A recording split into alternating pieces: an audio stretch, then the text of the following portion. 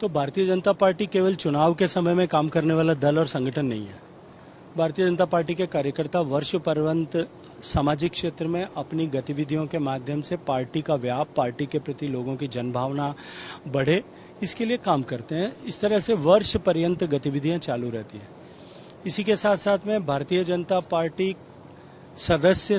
से कार्यकर्ता, कार्यकर्ता से नेता, ऐसे उद्विकास हमारे सदस्यों में हो, इस दृष्टिकोण से भी निरंतर प्रवाहमान होकर के काम करती है। लेकिन क्योंकि चुनाव आने वाले हैं और हम राजनीतिक क्षेत्र में काम करने वाले कार्यकर्ता हैं, राजस्थान की जनता जिस तरह से जो धोखा राजस्थान की जनता के साथ में 4 साल पहले हुआ था, झूठे सब जवाब दिखा करके एक बहुत थोड़े अंतर से जिस तरह से कांग्रेस पार्टी सत्ता की कुर्सी पर जाकर के बैठ गई और उसके बाद में राजस्थान की जनता के साथ जिस तरह से धोखे हुए,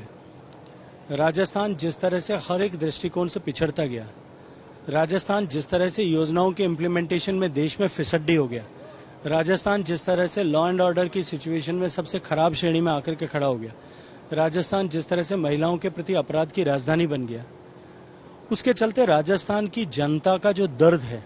उस दर्द से मुक्ति दिलाना भी राजनीतिक क्षेत्र का कार्यकर्ता होने के नाते हम सब की जिम्मेदारी है। और भारतीय जनता पार्टी के कार्यकर्ता, भारतीय जनता पार्टी के नेता इस जिम्मेदारी के एहसास के साथ में इस व्यवस्था को उखाड़ फेंकने के लिए, इस सरकार को उखाड़ फेंकने के लिए पूरे दमखम के साथ में जुटे।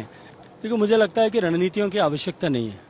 भारतीय जनता पार्टी बूथ पर, धरातल पर अपने कार्यकर्ताओं की ताकत के आधार पर काम करती है।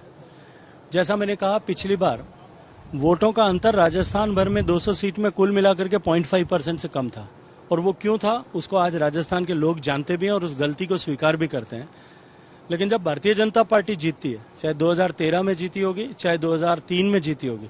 तब जिस बहुमत के साथ में जीतती है, हम 2013 में भी 162 सीटें जीते थे और मुझे लगता है कि अब की बार तो वो भी इतिहास के पन्नों में दफन हो जाएगा, एक नया कीर्तिमान बनने वाला है। राजनीति का क्षेत्र सहज स्वाभाविक प्रतिस्पर्धा का क्षेत्र है और कांग्रेस के लोग अगर इस बात पर प्रश्न चिन्ह उठाएं, मुझे लगता है कि इससे ज्यादा हास्यास्पद कुछ नहीं हो सकता, इससे ज्यादा जो है रोचक कुछ नहीं हो सकता। जिनका कुनबा बटा हुआ हो, ऊपर से नीचे तक जो पार्टी स्प्लिट होने की तैयारी में हो, जिसके 30 पुराने जो है लीडर्स ने विद्रोह का बुगल फूंक दिया हो, जहां जो है पार्टी सरकार की कुर्सी पर बैठने के पहले से ही आपसी विग्रह का शिकार हो, वो इस तरह के प्रश्न चिन्ह खड़े करें, मुझे लगता है कि उनको ऐसा मौलिक अधिकार नहीं है, न ही उनको ऐसा नैतिक अधिकार भी है।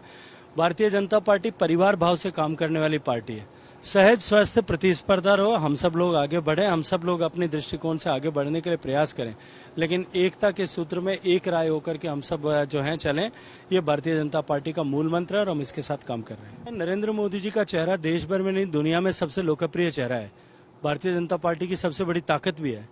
मुझे लगता है कि अब चेहरों की खोजने की आवश्यकता हमको नहीं है, कांग्रेस को है।